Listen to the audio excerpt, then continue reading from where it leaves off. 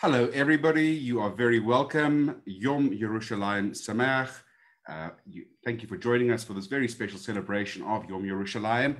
Unfortunately, we are still in the virtual realm, but I don't think that's going to stop us from celebrating the momentous day when Jerusalem was reunified. And we have some great guests with us tonight who's going to take us through some of the highlights of Jerusalem's fascinating journey.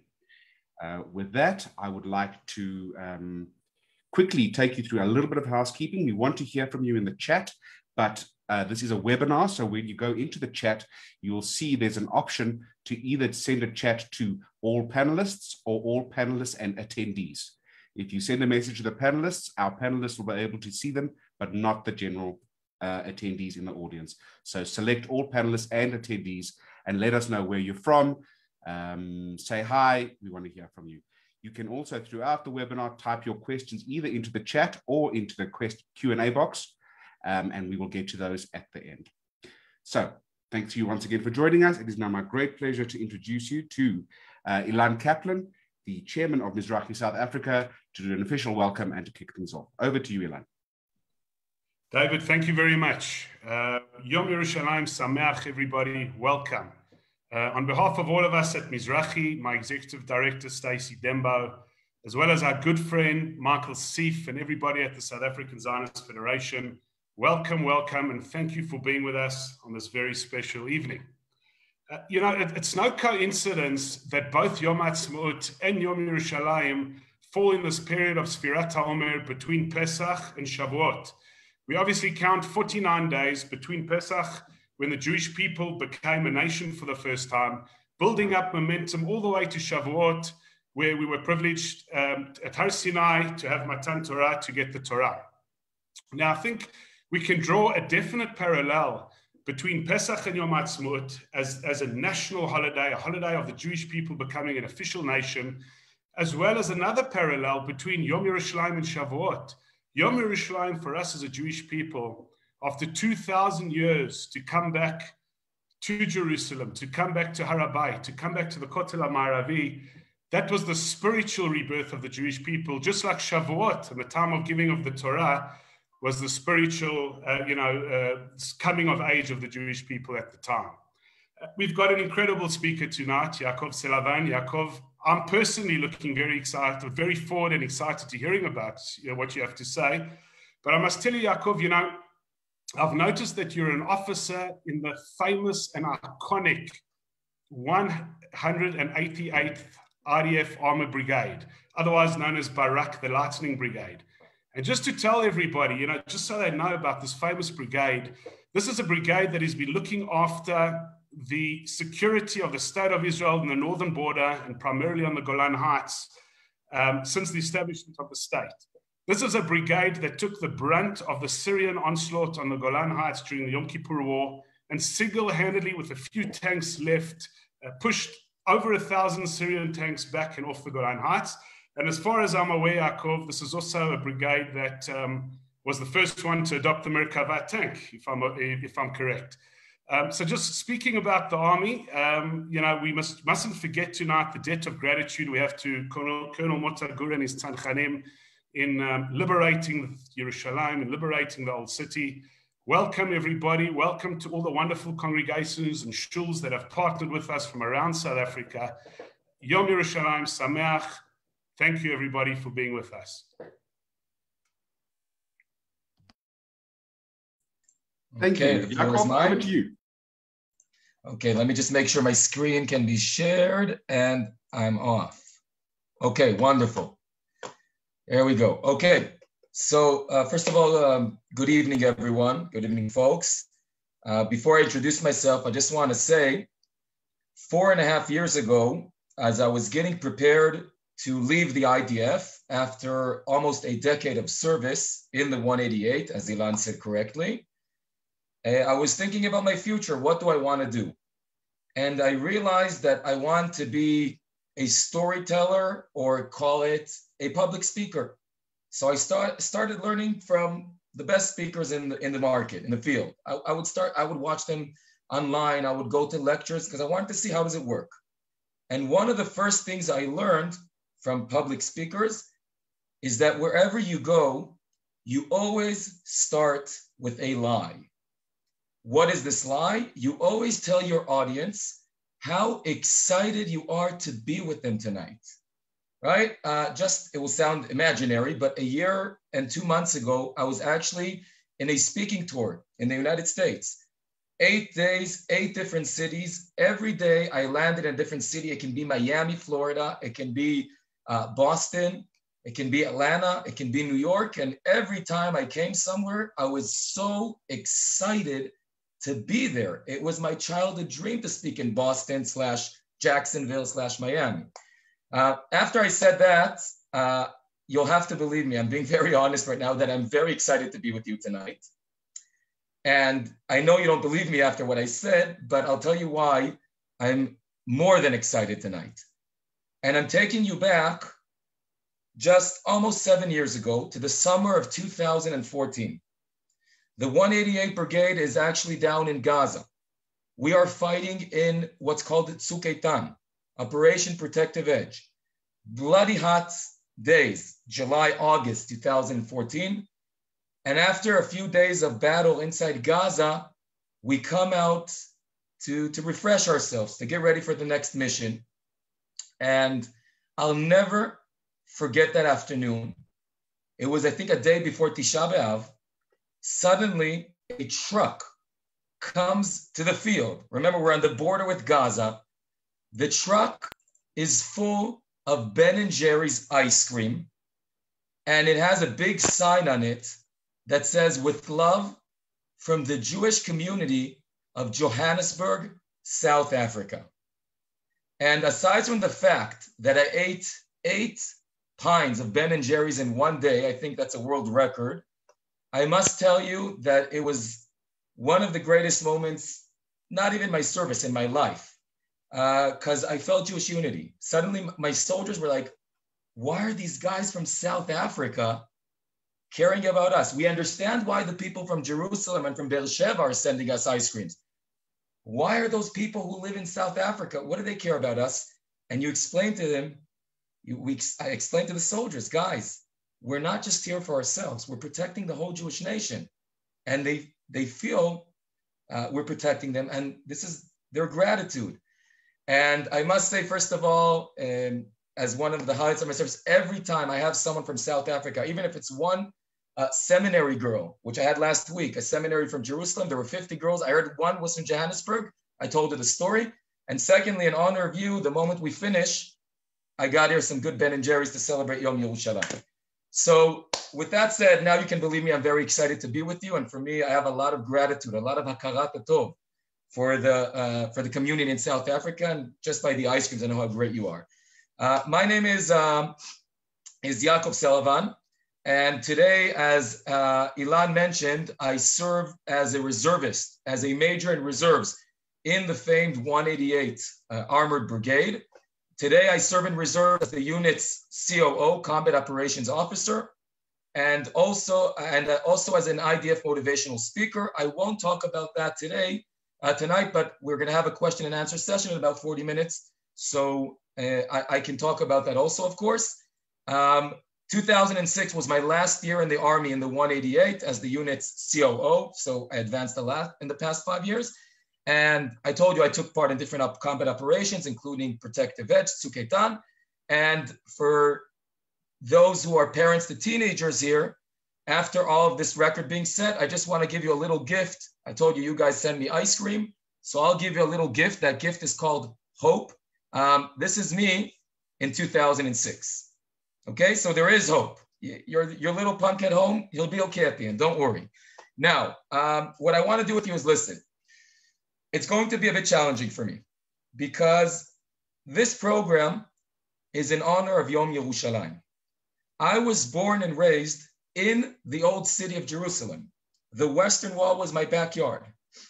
My parents came from the United States, so I can appreciate even more than my friends who were born here and they take it for granted. And Yom Yerushalayim, for someone who lives in the Rova, in the old city of Jerusalem, you can understand it's a very special day. You feel it. You feel Jerusalem 24/7. And 8 years ago, due to my military service, serving as a captain then in the 188, we made a decision, my wife and I, to move up north, to be closer to the base. Because, you know, as a captain in the Armored Corps, you don't go home too often. So my wife moved up here so we can be closer to each other. And we fell in love with this region. We moved here to the Golan. I live in the Golan, if I haven't mentioned so far. The Golan, let's put it on a map for those who might not know. So if this is Jerusalem here, then I live here in the northeast of Israel, in the Golan Heights, what we call Ramat Golan. We're raising our 3 little daughters here. And I must say that, that it's very different suddenly. It's very different celebrating Yom Yerushalayim from a new perspective. What I want to do with you in the next 40 minutes or so is to take you on a very, I'm already warning, a very intensive journey. You're going to have to buckle up and hold on tight because we're going to go through almost 2,000 years in 40 minutes. And I want to share with you my perspective on Yom Yerushalayim, which, as I said, as a Golan resident, it's changed in the last 2-3 years, I would say. As I get older, I guess you can say, or more mature. So, okay, I got the note here about the black thing, so I'll hide my, my panel each time. So friends, as I said, please hold on tightly because it's going to be very intense. Of course, feel free to ask in the chat if anything is unclear. And I want to start with talking actually about the Golan. So I'm shifting now. We're in a Yom Yerushalayim program, but from this point on, I'll start talking about the Golan. Maybe you'll understand the connection you will understand the connection as we move along. So when I talk about the Golan, then here, let me just get rid of the floating panels. Great. When I talk about the Golan, so of course, those who have visited the Golan imagine the beautiful canyons, the water streams, the archaeological sites. Maybe you can even understand why I traded the narrow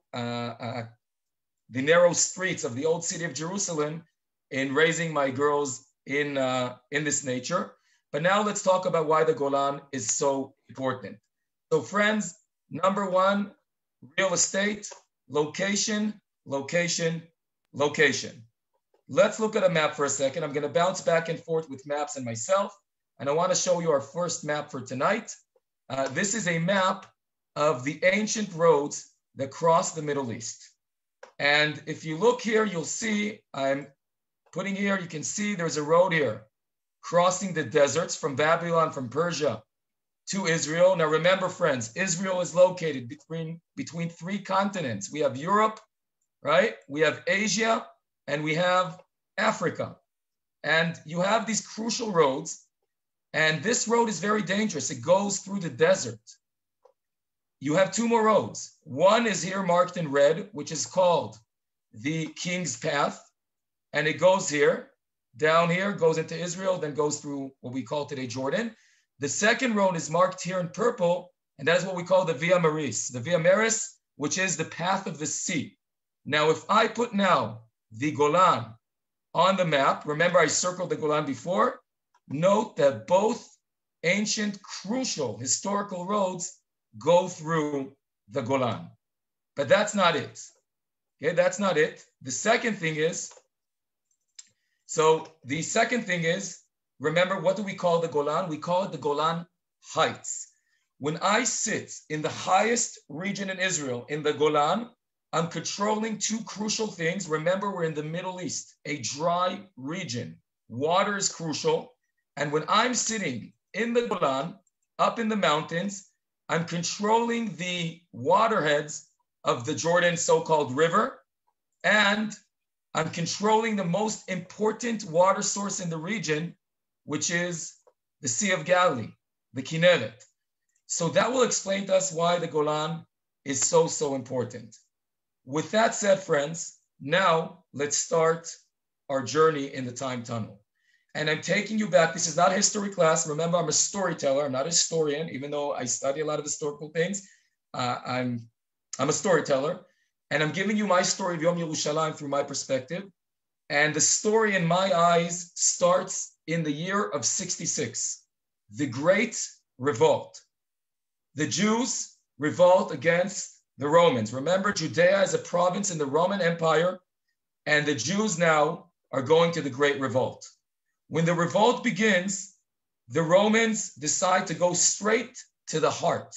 What's the heart? What's the essence? Yerushalayim, Jerusalem. But they fail. The brave Jewish guerrilla fighters manage to push away the Roman Empire soldiers. And when Vespasian, the Caesar, and Titus, his son, the famous Vespasian Titus come, they decide to take a different strategy. They look at the map and realize, okay, I couldn't take the heart, but maybe I can start with the periphery. So Jerusalem is here. I'll go up north. I'll start from the north, from the Galilee and from the Golan. And here we meet. And now is the first time where we meet the capital of the Golan in those days, which is the ancient city of GAMLA. Here it is in front of our eyes. By the way, GAMLA is 3 kilometers away from my house. When I stand in my backyard, I see it. Now, what do we need to know about the city of GAMLA? The city of GAMLA is called GAMLA, Gamal, a camel. You can see by the shape. It is the most, I would say, protected, and I'm not sure about the word in English, mitzudah, fortification. Fortified, maybe, is that the word? City in all of the north of Israel. Why is that? Because from 3 directions, okay, from the east, from the south, it's on a cliff. It has cliffs, and especially not in the year of 67, you cannot climb up these cliffs, meaning from 3 directions, I have the topography, I have natural protection. The only way that's open for attacking towards, I would say, north, towards the north, is this part. And what you do here, you put walls. Here are the walls of the ancient city. You have a few defense lines, a few walls, and that gives you perfect protection. That's what they thought. The Romans take over city after city in the Galilee. There is no mercy. They kill people, they slaughter people. And just before Sukkot, just before Rosh Hashanah, in the year of 67, they come towards GAMLA. Now, guys, let's just give you a feeling. In the year of 67, what does it mean? Someone who's protecting the city of GAMLA. I'm giving you a video from Jerusalem that emphasizes it, but just look at this. Look at the mighty Roman artillery. They start bombing, shooting heavy stones at the city walls. They're shooting, as you see. This is intense. Now, the first 2 Roman attempts to take down the city failed. They failed because the people protecting the city, first of all, the first attempt of the Romans, they shot those heavy stones, what I call artillery as a 2021 military officer, at the walls. They miscalculated the wind that day, and we'll get to the wind. The wind is crucial in this battle. And so the ballistra stones flew back at them or dropped down too early. That failed. Finally, when they get through the wall, the Jewish fighters start retreating. And at some point they turn around. Remember, they're going up that mountain, and they start going from top to bottom, and they surprise the Romans, and the Romans fail. A few more days pass by, and the Romans come again. They break down the wall. Things are not looking good in the city. And a day after Sukkot, on Simchat Torah, that year, the wall is broken down. And the end of GAMLA is a day later. The Romans invade GAMLA. They kill over 4,000 Jews. And the last 5,000 fighters, this might sound familiar to you from somewhere, they realized that they're not willing to fall in the Roman hands. They will want, if they die, they will die as free people. And they run to the edge of the city, to the cliff, and that's their end. Some people say they jumped off. It's like the unknown story of Masada, the little sister of Masada. Some researchers say they tried escaping down the cliffs and that wind brought them down. But the bottom line is that the capital of the Golan, of that region, falls. That's the end of the Galilee. And then the Romans start moving down towards the heart, towards Yerushalayim. 3 years later, as we know, the second temple is destroyed. The first line from the north fell down. Now you can come to the center. Before we jump thousands of years forward, I'll just say in the year of 67, we lost Jewish independence in the Golan. There are arguments. Some people say the Jewish settlement continued. The people in the villages around GAMLA surrendered, and the Romans didn't kill them. They stayed there. We have, by the way, from the Talmudic and Mishnaic period, right after during the Second Temple, after the Second Temple, we have over 30 ancient synagogues here. That's more than a quarter of the synagogues from that period in Israel. So there was a very large Jewish community here. Just understand what we're talking about. But since the capital fell, Jewish independence is lost. Before I jump 1900 years forward to 1967, this week, I want to show you two things that were found in GAMLA when the IDF redeemed the Golan in 1967, this week, 54 years ago. Ladies and gentlemen, this is the first. These are pieces of jewelry that belonged to Jewish women who lived in GAMLA and were killed by the Romans when they invaded. Please look at these pieces of jewelry. You can try imagining that Jewish lady running away from the Romans and her necklace falls down. But I'm not going to explain to you why am I showing it to you now. Let's keep that for the end. Here is the most significant archaeological finding, maybe, in the whole Golan that was found from that period. It's an ancient coin. I assume none of you read ancient Hebrew, so let me help you. 3 words in Hebrew. Legeulat Yerushalayim Hakdosha. For the redemption of Jerusalem, the holy. Friends, the people who live here, and I claim it's the most beautiful region in Israel, have a purpose. They have a meaning. There is something they're fighting for. There is something they're willing to die for. They're not living here because they have great views. They're not living here because we have the best water heights in Israel. They live here for the redemption, and they're fighting here in the Great Revolt for the redemption of the heart of the Jewish people. Jerusalem, the holy. And remember that coin and remember that message, because now we're jumping 1900 years forward, and I hope you guys are with me because it's intensive. In 1967, or let's take a step back, 1948, when the state of Israel is established, we know Jerusalem, at least the old city of Jerusalem, is split. The old city of Jerusalem is under Jordanian control, and the Golan is under Syrian control, and those days are hell in northern Israel. Remember, the Syrians are sitting up high on the mountains, and they're harassing the Jewish farmers living by the Sea of Galilee. Every 45 days, listen carefully to these numbers, every 45 days for 19 years, that's the statistics, the Syrian army bombs the villages under the Golan. Israeli poets write songs about the girls growing up in bomb shelters in the kibbutzim under those dark mountains of the Golan. And it's a bit like Gaza today, the Gaza envelope, right? They wake up in the morning, they decide to bomb us, and that's it. No schools, no work, nothing. In those long 19 years, which life here in northern Israel are hell, there's only one Jew, by the way, who actually is in the Golan. Anyone take a wild guess who am I talking about? Anyone has Netflix here?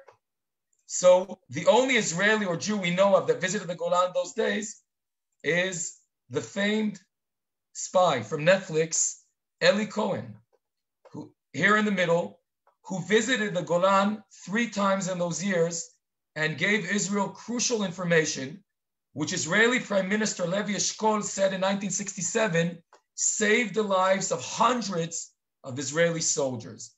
By the way, it's not the topic today, but let me just give you a little spoiler. It's not because of the eucalyptus trees. 1967, tonight, 54 years ago, this iconic picture which I know, I think it was Mizrachi, South Africa, that brought these 3 great paratroopers. I remember a few years ago, Zev Krengel sent me a picture of it. And 54 years ago, finally, after thousands of years, Jerusalem is united. The 3rd day of the 6-day war, the paratroopers, together with other units, redeem the heart of the Jewish people, the old city of Jerusalem, the Western Wall, the Temple Mount, and there's euphoria in Israel. The next day, the leadership of the people living in the northern Galilee, right under the Golan, come to Jerusalem. They come to the Knesset, and they tell the Israeli government, friends, it's now or never. The Syrians have been bombing us not just for 19 years. From the first day of the 6-day war, all of these people were under fire. The Syrians were firing nonstop. And there's a casus belli, right? We can open a war. We can now attack the Syrians because they started. And the people tell the Israeli government, if you guys don't use this historical chance to take away the Syrian threat from those dark mountains of the Golan, it's the end of Zionism in northern Israel. A center, a heart can't function without the periphery. If you guys want the periphery, if you want the heart to function, Jerusalem, Tel Aviv, we need the north to be able to function. We are your first line, and we cannot live in this reality. And this is now or never. There's a lot of pressure. It takes them a day.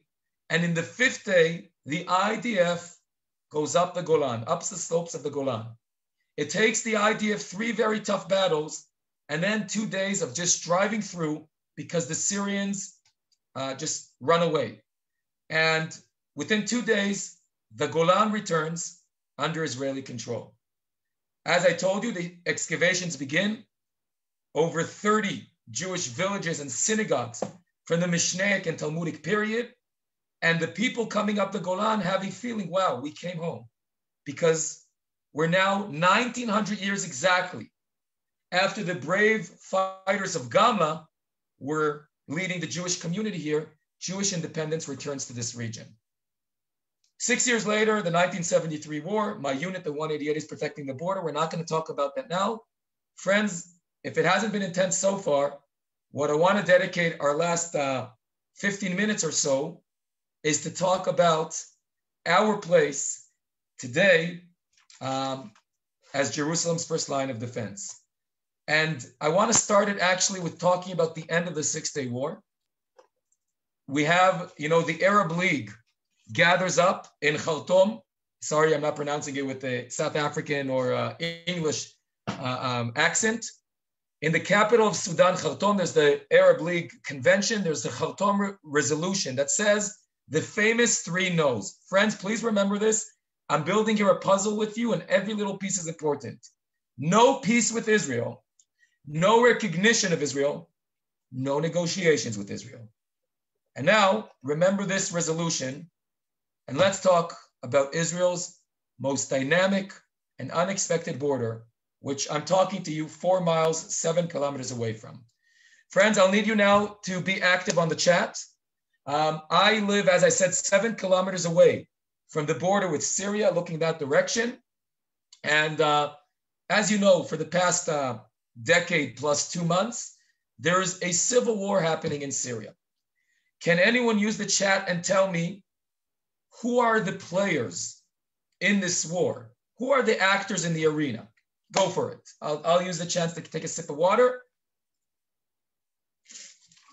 You can private message me. You can write everyone. Okay, Assad, Russia, Iran, ISIS, Iran, Russia, Iran and proxies, ISIS. Okay, Iran, I see. Okay, Syria, Assad, okay. The Iranian proxies, that's a very big name. Okay, Russia, Iran, okay. Syria backed by Iran and Russia. Okay, all answers correct. If you guys don't mind, let me just add a few in. Okay, you guys said Assad, the government. Turkey, Russia, Iran, Hezbollah. Okay, so far I have 5. Let me add in the Kurds. Let me add in the United States of America. Let me add in Al-Qaeda. ISIS, I think someone wrote, I didn't say it. I'm already at 9. Let me add Saudi Arabia and other Gulf countries. I'm at 11. China, they're also involved. Jordan, Israel. I think you understand where I'm going. If I keep on going, I'll lose all of my time on mentioning the actors. I didn't even mention the rebels, what we call. Friends, the rebels is roughly several hundreds of organizations at the high point of the war. Now it's down to only a few dozens, okay? Things are more stabilized. To make things simple for you, since we have 15 minutes or so to explain this part, let me just show you a map of interest of Syria. It will explain to you, I got it from my colleague, it will explain to you everything. Who are the actors? Who's connected to who? What are the different coalitions? You got this. You got the whole Syrian civil war. 1 second, let me just take away my floating panels. Here we go. Friends, here you go. Okay, I don't see your faces, but I'm assuming everyone's nodding their heads. Things are very, very clear, right? It's a bloody mess. It's a bloody mess. We're talking about 6 different wars happening here. We're not going to talk about all of them tonight. Let me just share with you one perspective. Here's a map of Syria, just so we see where we are here. Here's the Golan. You can see different colors. You can see different flags. Different countries are involved. As we said, a bloody mess. And with that said, I want to now do a little zoom out, and I want to focus on the greatest Israeli challenge in Syria. And that is an actor that you kept on mentioning here, that is Iran.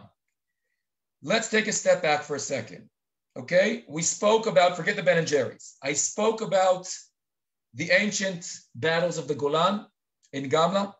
I gave a brief talk about 67, very brief. And now I'm at 2021, and I want to explain to you the greatest challenge we have. In order to do that as simple as possible, as short as possible, as clear as possible, if I can explain the whole thing, I'll use one word, SUSHI. The greatest conflict in the Middle East these days is SUSHI. Not the sushi you're thinking about. I'm talking about the religion of Islam. I'm talking about the Sunni branch and the Shiite branch. Without going into too many explanations, let me just tell you that in Islam, 85% of the people are Sunni, only 15% are Shiites. The main difference between them is that 1400 years ago, after the death of Muhammad, the establisher of Islam, there was an argument who should be his successor. The Sunnis said it needs to be one of his righteous students. The Shiites said it's a matter of dynasty. It must be someone, one of his relatives. And so they argue about who should be the successor of Muhammad. They can't agree. They go to war like we do in the Middle East. They kill each other. And the Sunnis win big time. They annihilate the Shiites. They kill the Prophet's son-in-law and grandson. And ever since, they are the dominant leading party in the Muslim world, and the Shiites are oppressed by them. Iran is Shiite, and that's the most dominant Shiite country, and almost the rest of the Muslim world is Sunni. Now you'll say, 1 second, Yaakov, how is this all connected to what you're talking about? Friends, it's connected because first of all, it affects our region till today, these clashes. Many researchers claim that almost every war you see in the Middle East is around that, especially when after the First World War, the European empires came and divided the region without looking into religious issues and tribal issues and just made these artificial fake states. Syria, Lebanon, it's a mess. You have Sunnis, you have Shiites. It's a bloody mess. They don't know how to get along. And you shove them together in the same border and say, guys, take your flag. You're Lebanon. You're Syria. But let's talk about Iran. In 1979, the Ayatollahs, right, the Islamic Revolution, Iran, can you guys hear me? Someone wrote me here, there's no sound. Can you guys hear me? Please just let me know. I can hear you fine, my side. Yaakov. Okay, so it might be a Keep problem going. with some specific person. Okay, I apologize then. Friends, in 1979, the Islamic Revolution in Iran, right, the radical religious regime, the Ayatollahs, they take over. It's not a secret. The Iranian regime says, friends, this is the first stage. Our second stage will be to take over the Muslim world. And the third stage will be to be the Persian Empire, which you can say controls the world or is dominant in the world. And we will get rid of those filthy Sunnis and will bring back the leadership crown, which belongs to us, to the Shiites, the real successors of Muhammad. If you guys think, by the way, they don't like us, the Muslims, they don't like each other much more, the Sunnis and the Shiites. Now, the Shiites want to expand. They want to do what they call export the revolution. And they realize they have a problem. They're Shiites. Most of the people around them are what? They're Sunni. Can they get along? No. The Iranian regime understands that they need a common interest. What's the common interest? The common interest, my friends, is the holy city of Jerusalem. Who controls the old city of Jerusalem? The filthy Zionist. Here's my common interest. And they start confronting Israel. In 1984, they established their most successful proxy, Hezbollah. And what happens here? The Sunnis look around them and say, 1 second, we're losing to Israel, right? No Muslim/Arab country has ever defeated the Zionists, the Jews, right? They all failed. The 6-Day War, big time, 1973. Some have made peace with us. The rest never beat us. Who's the only undefeated Muslim army? Hezbollah, supported by who? By Iran. Suddenly, people in the Sunni world, which are mad about Israel controlling Jerusalem, the holy city of Jerusalem, the third holiest city for the Muslims, are now interested in cooperating with Iran. Now, friends, I want to show you a map of the Iranian, you can see here, of course, Qasem Soleimani of blessed memory. Look again, he's standing by the Western Wall, by the map of Israel. You can see here, Jerusalem, Jerusalem, Jerusalem. It's a motive that keeps on going. Look at how successful this Iranian effort is. They are dominant in many countries around us, even in Gaza. Radical Sunnis, Hamas, is supported today by Iran. That is because they were successful in creating a common enemy. And it's an octopus. Look at them. They're all over the Middle East. What I want to do with the few minutes I have before we start the question and answer session, of course, I have to close up my connection to Jerusalem and Yom Yerushalayim. I'll very briefly, very, very briefly, show you the Iranian interest and how it does challenge us. And then what I want to end with is talk about our reaction, the Israeli reaction. So if I look at the Iranians, I can very briefly map 4 main goals. The first goal is the nuclear program. I think that's obvious. We're discussing it in these days, so I won't go into that, but we understand that is the greatest threat to the Jewish state. The second thing is what we call the PGM project, the Preceded Guided Munition Project. It's a strategic Iranian effort to take missiles. Today, for example, Hezbollah in Lebanon has over 130,000 missiles, rockets that can cover the whole state of Israel. But friends, these are statistic weapons. I shoot 100 and I pray that one of them will hit Tel Aviv. If I can make these missiles, smart missiles with GPS, preceded guided munition, I can send them directly by GPS to different spots. One missile to the Knesset building, one to the stock market building in Tel Aviv, one to the main train station. I can shut down the state of Israel with several missiles. This is already a strategic threat to the state of Israel. And they're working hard on it. And one of the main arenas they're working in is Syria, as we'll see in the map in a second. So I said the nuclear program. I said the missile project, 2 strategic threats. Now let's see the other 2 that connects to what I'm talking about. So we're talking about what we call the Shiite crescent, the Shiite axis, and what we call Lebanonizing the Golan. Friends, please look with me at this map. I'll hide my floating meeting panels. Let's look at the Middle East. And let's look at the Iranian plan. Remember the stages. Stage 1 is successfully completed. The radical Shiite regime controls Iran. Now let's take a look west. For those who don't know, Iraq today is under a very heavy Iranian influence. It's an Iranian proxy. Lebanon, who's the most dominant party? Hezbollah, an Iranian proxy. Gaza, Hamas, an Iranian proxy. I don't see on the map here what's happening in Yemen, just south, the Houthis, what we hear about in the news recently. Friends, look at the map and look at Iran. From Tehran to the Mediterranean and to the border with Israel, there's just one last piece, which is the keystone to complete an axis, a corridor from Iran to the Mediterranean, and that is Syria.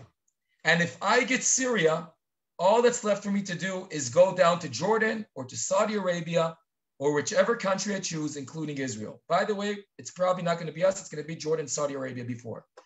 The Shiite crescent, the Shiite axis is King Abdullah of Jordan.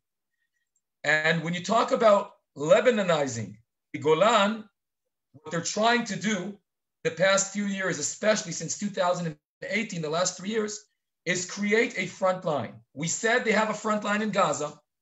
They have Lebanon, where they have terror tunnels, and they have hundreds of Syrian villages, of Shiite villages, which people there are being used or support Hezbollah. They're being used as human shields. They're hiding their missiles and rockets in those homes. Guys, South Lebanon is a fortress today. When we go into there, it's going to be a mess. They have 130,000 rockets. They want to take the Lebanese model, successful model, because there is deterrence between us and them in the Lebanese front. We can't do whatever we want there. And they want to copy paste it into Syria, meaning they want my house here to be under threat like the houses on the Lebanese border or in the Gaza envelope. And here is where we conclude with the Israeli reaction. What can Israel do with, I'm talking about tactical options and also strategic options. What are the tools Israel has to face this threat, which you understand is a strategic threat? So you can use the chat. I mean, there's 2 obvious tools, right?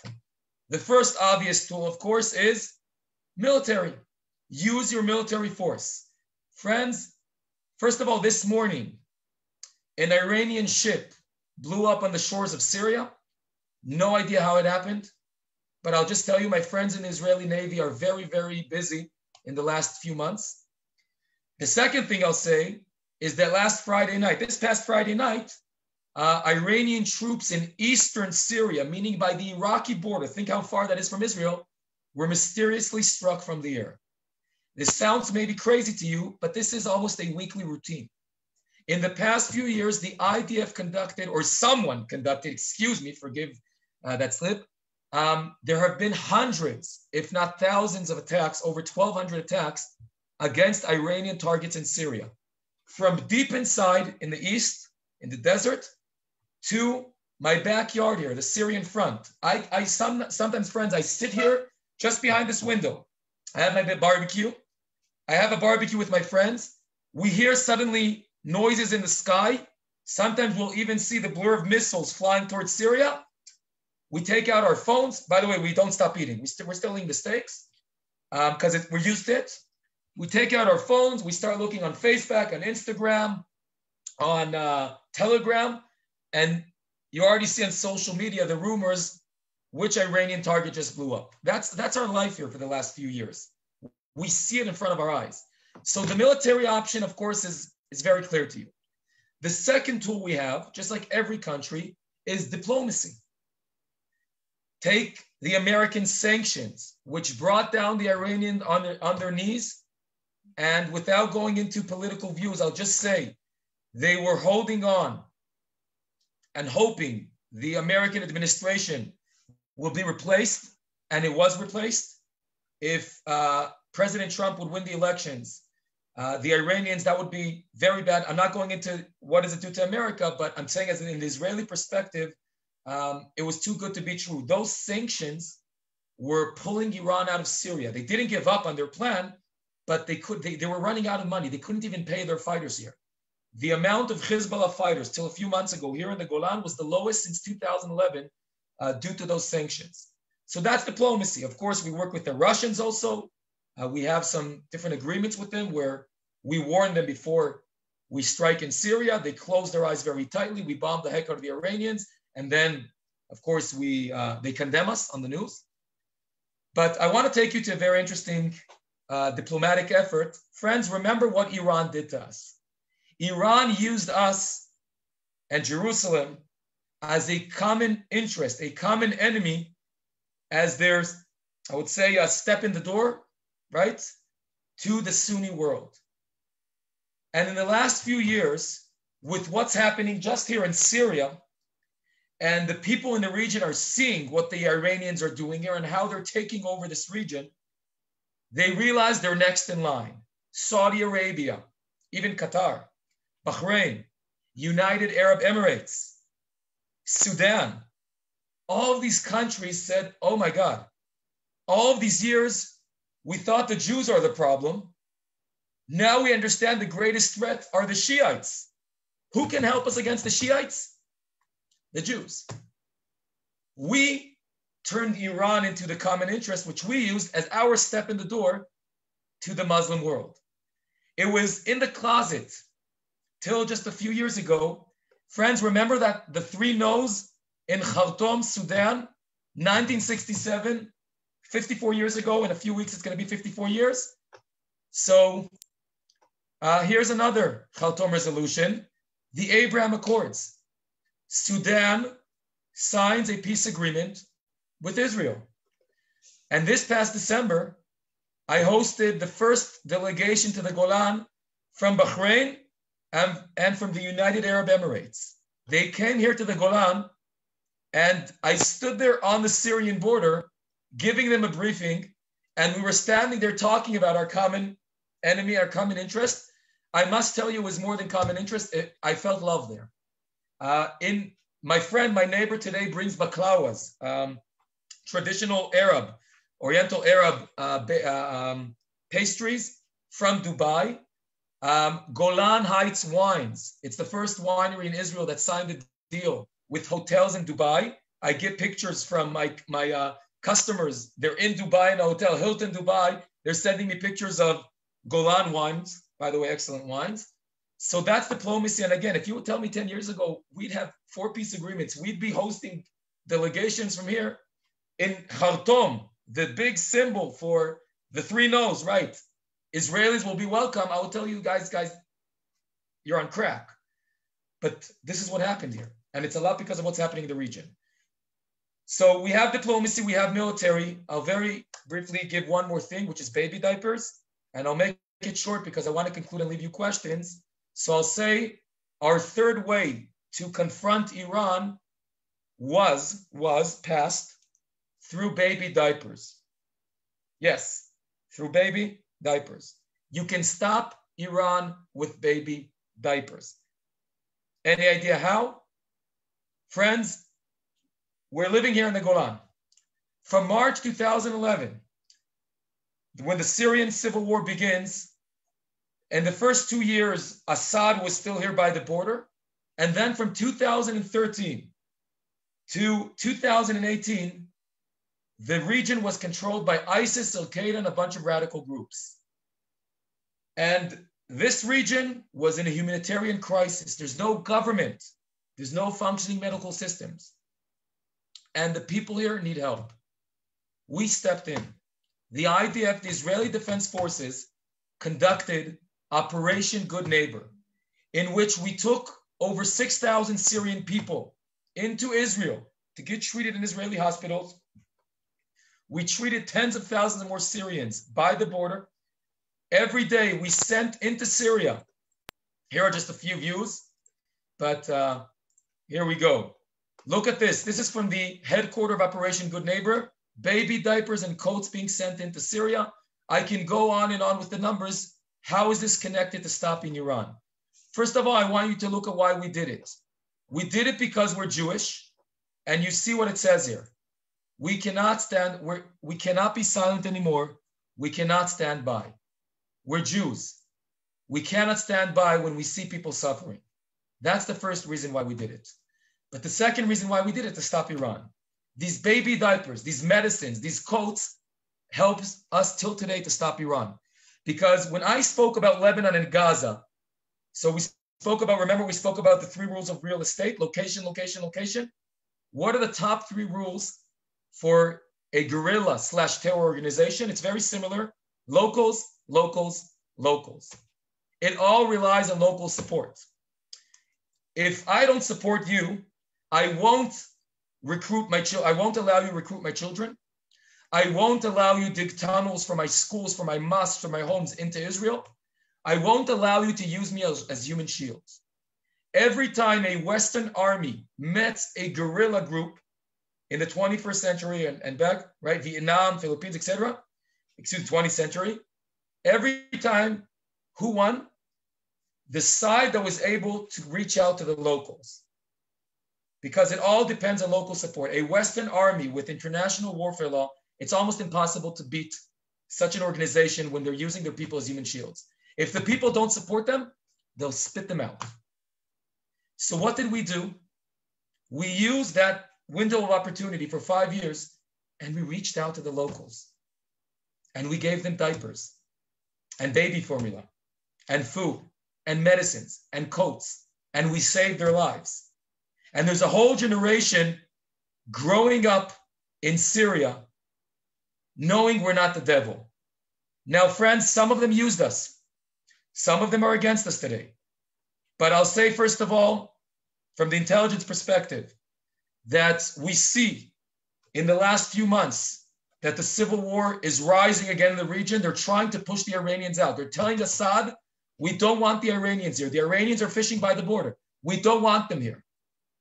And the Iranians want to use the common interest card, right? But look, we have the common interest, the devil. We are not the devil anymore, right? We're not the devil. And if you think I'm a bit naive, then before finishing my conclusion line for Yom Yerushalayim, I want to share with you this picture.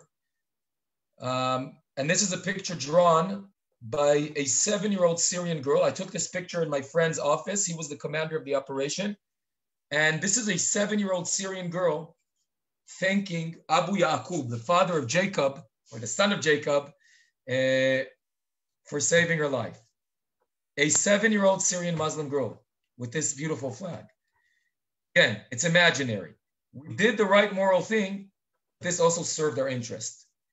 Friends, I want to end and open it for questions. I owe you a closure for Yom Yerushalayim. How is this all connected? I interviewed a major general, one of the greatest military thinkers, not in Israel, worldwide, Major General Gershon Cohen, a few months ago. I said to him, sir, what is our greatest weapon against Iran? What's our greatest tool? A major general in the IDF, what would you expect him to say? Talk to me about missiles, drones, Air Force. He said to me one word: community. Sir, community? Military affairs, something? He says, Yaakov, I want you to think for a second. You were in the army for 10 years. You do a lot of reserves. I was in the army for 30 years. I want to tell you a little secret. You know what's stronger than armies, than soldiers? Civilians. Civilians, community. Soldiers come and go every few months. They have deployment, they're deployed, they come, they go. They don't have roots. They don't have, their boots are on ground, but they don't have roots in ground. Civilians who work the land every morning, their vineyards, their cherry farms, their fields, who open up startups, who pave roads. That's the greatest defense you have for a region. People, community. Friends, We have a very resilient community in the Golan. However, we're only 25,000 Jews living here. It's Israel's least populated border. And I want to end with saying the following. Why are we here? I had a group a few days ago, my first group from the United States from abroad after a year. And they asked me, they said, sir, this place is beautiful, but when we were driving through the roads, we noticed they're pretty crappy. They're very narrow. I said to them, you're right. And they said, we wanted to stop at a shop to get some coffee, to use a bathroom. We didn't see any. I said, you guys are right. They're very far from each other. He said to me, sir, you have 3 little girls. How far are you from the nearest hospital when your wife needs to give birth? I said to them, an hour. What's the closest mall? You want to go shopping, buy some clothes? 45 minutes. How are the jobs here? I said to them, there's not enough. You know, the income in the Golan is the lowest, average lowest income in all of Israel. And on and on. And they said, wow, poor guys. I looked at them, I said, guys, don't feel bad for me. When you go to be the elite forces, the elite units, you work the hardest. I'm not here because I love the views. I love the views. I love the nature. I'm here because I am Jerusalem's first line of defense. That is my purpose. That's my essence. I'm here at the end of the end of the end of the country because someone needs to be here, because my community is the greatest answer to the Iranian threat. My daughter came today back from kindergarten in honor of Yom Yerushalayim. It happens every year. She got chocolate coins. Here's the coin. If it doesn't look familiar to you, it's because it has on it a sticker, this chocolate coin. Okay, it's chocolate. You'll have to believe me. But it has on it a printing of a coin that was found here 54 years ago, which was printed by Jews over 1900 years ago in the ancient city of GAMLA. And my daughters grow up from kindergarten knowing why they're here. For the redemption of Jerusalem, the holy.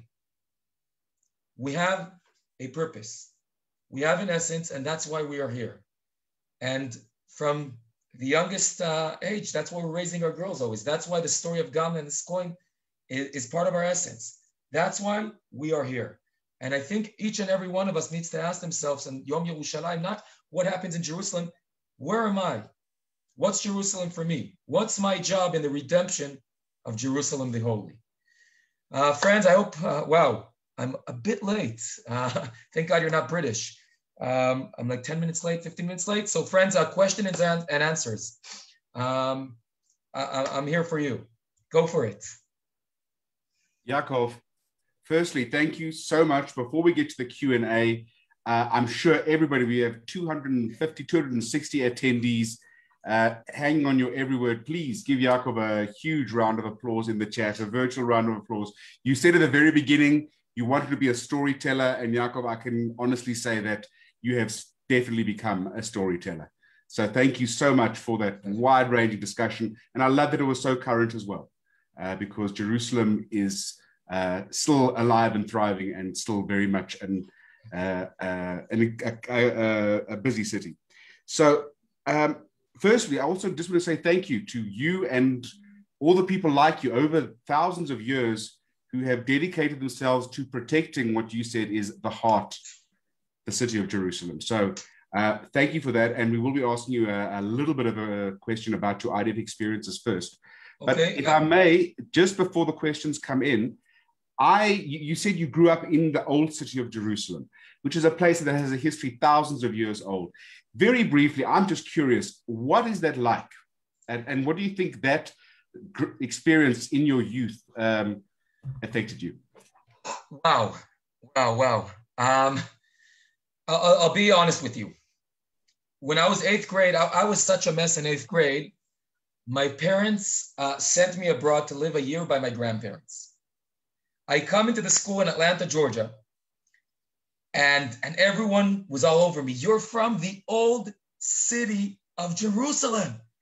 You live by the Western Wall. what's the Western Wall for you? I looked at them, I said, it's where I go eat sunflower seeds with my friends Friday night.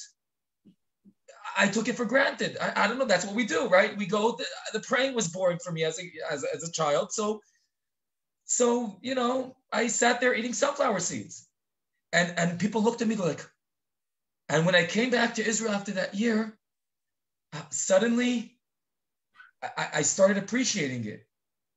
And when I moved here to the Golan, suddenly I appreciate it even more because I saw what does it mean to people.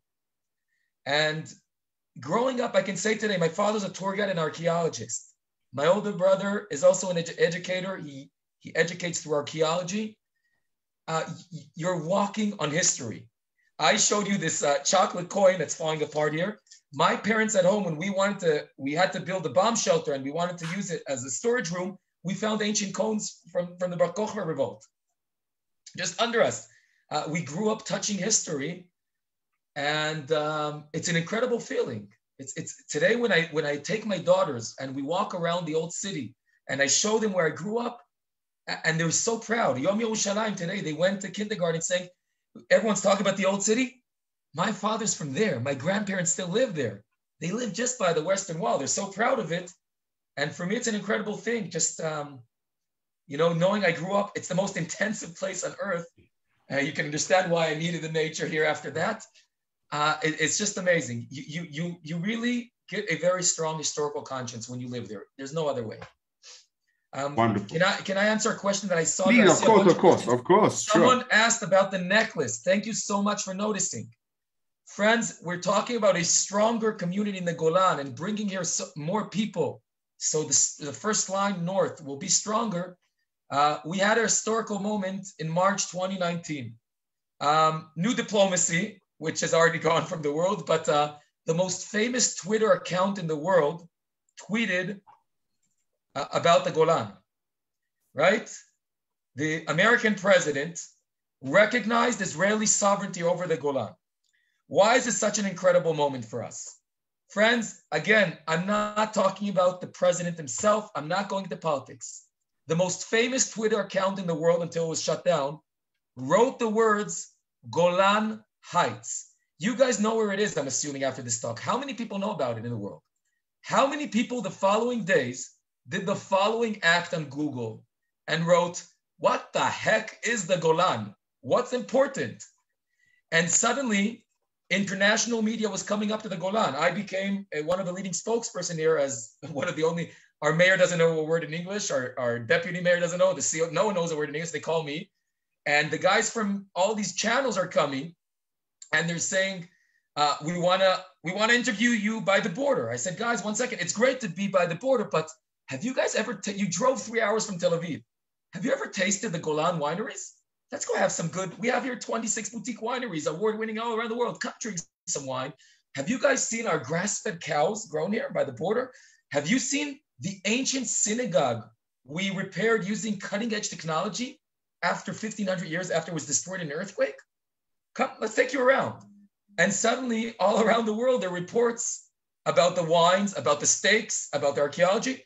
And this was a huge boost to our economy and opening new jobs. So again, without going into politics, we felt a lot of hakarat hatov to the American president. And the mayors, we made 2 presents for him, 2 gifts we gifted him in the White House. One thing we gave them was a replica of this coin. Remember, this is the same president that recognized Jerusalem as our eternal capital.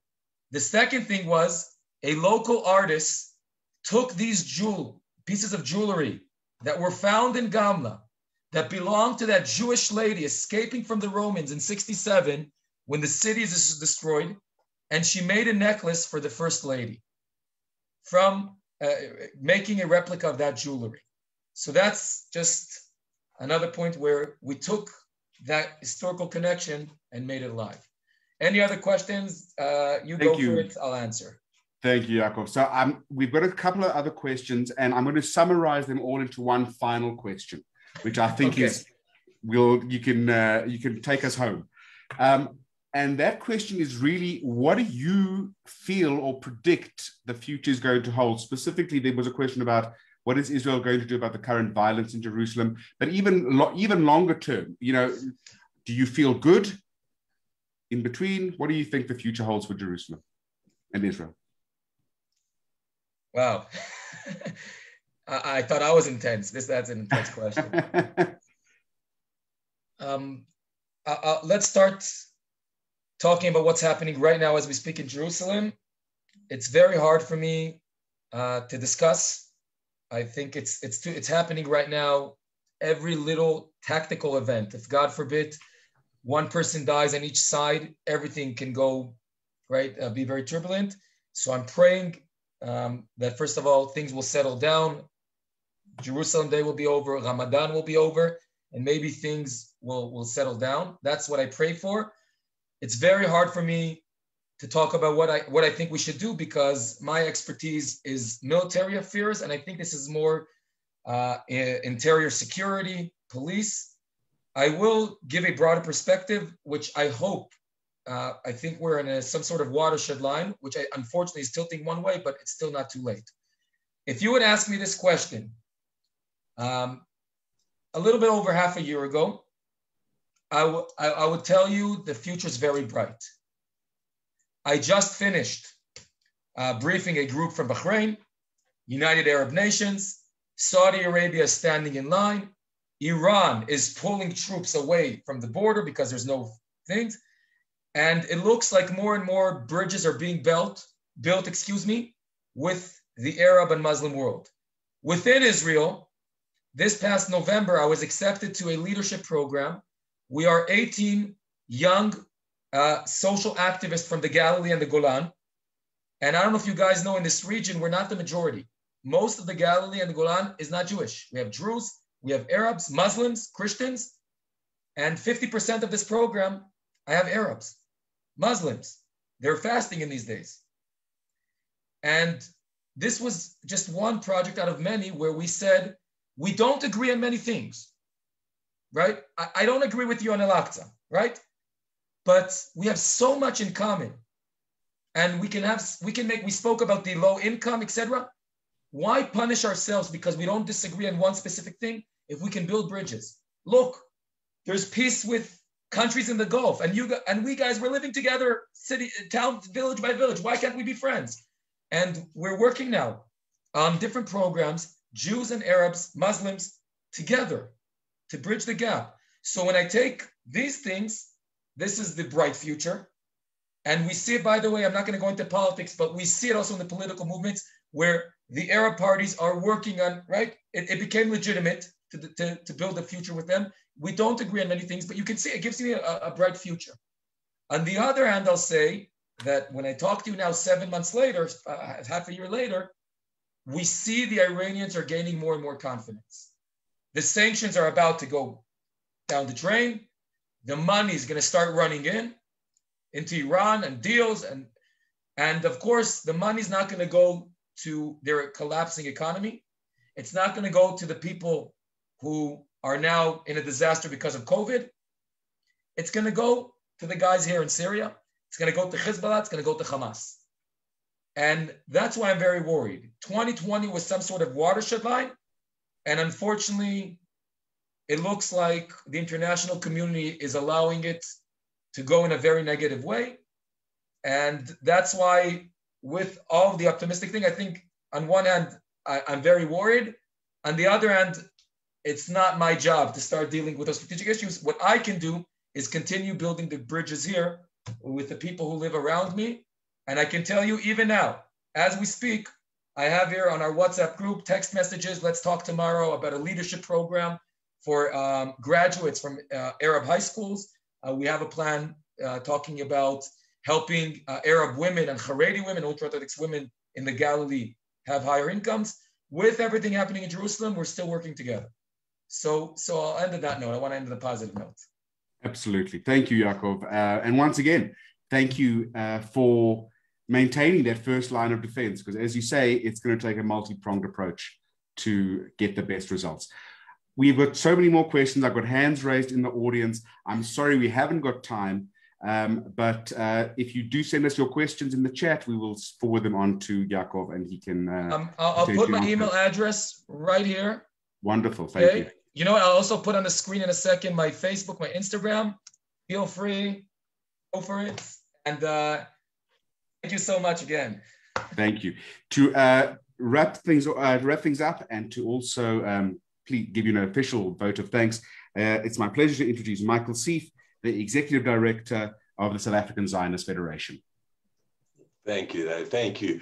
Big thank you, Yaakov. It was so fascinating how and thought-provoking how history and current affairs just merge, and it was a pleasure to hear your stories, and just I must say I feel proud and assured that there's yourself and people like you who are really doing the job that we are so fortunate to have as Am Yisrael, and a big hakarat tov to you and to your family and to people like you, and we in South Africa and around the world really appreciate this, and I just wanted to echo that, and I was going to say, enjoy your ice cream, you deserve it, not only for your talk but for so much more, and maybe one day we'll get you biltong and we'll do a more South African focused thing, and again thank you to the whole team from the Fed and from our wonderful partners Mizrachi for putting this together, and of course all the participants.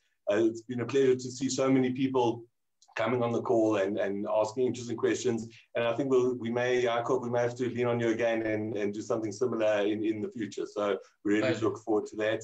I wish everybody a Chag Sameach, a Yom Yerushalayim Sameach, and it's great to have this bigger insight into what it really means for us, and we really give everybody a hakarat tov. Thank you so much for joining. Thank you. Yom Yerushalayim Sameach.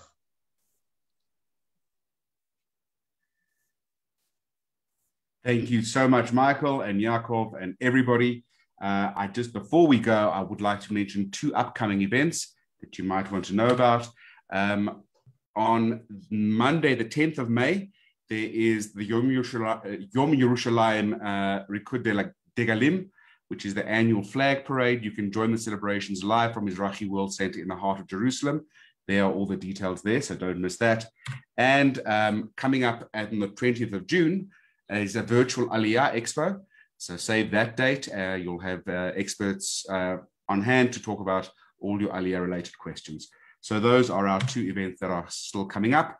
Once again, Yom Yerushalayim Sameach, and we will see you at the next webinar. Thanks for joining us.